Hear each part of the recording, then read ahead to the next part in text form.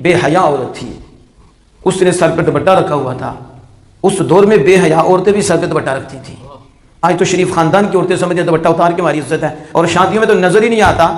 کہ وہ ادھر مسلمان بھی ہے کہ نہیں۔ اور آنکھیں کیسے عورتوں کو دیکھیں، یہاں تو مردوں کی آنکھیں بند ہو جاتی ہیں جو ان کے لباس ہیں، بلکہ گھر سے نکلتی ہیں سج دج کے نکلتی ہیں، اور ایسے لباس پہنے ہوتے ہیں کہ جن کا دیکھنا جائز نہیں، ان کا پہن کے نکلنا جائز نہیں، اور خوشبوئیں لگاتی ہیں کہاں تک جاتی ہیں۔ اور نبی کریم صلی اللہ علیہ وسلم نے کتنا سخت حکم فرمایا ان عورتوں کے لیے۔ لیکن آج الا ماشاء اللہ دلہن بھی اتنی نہ سجی ہوگی جتنی یہ سجی ہوں گی، اور سج دج کے جاتی ہیں۔ یہ حالات ہیں، لیکن اس وقت کی طائفہ عورت بھی سر پہ دوپٹہ رکھتی تھی، اور یہ بخاری شریف میں حدیث پاک موجود ہے۔ نبی اکرم صلی اللہ علیہ وسلم فرماتے ہیں کہ وہ طائفہ عورت اور کتا پیاسا تھا،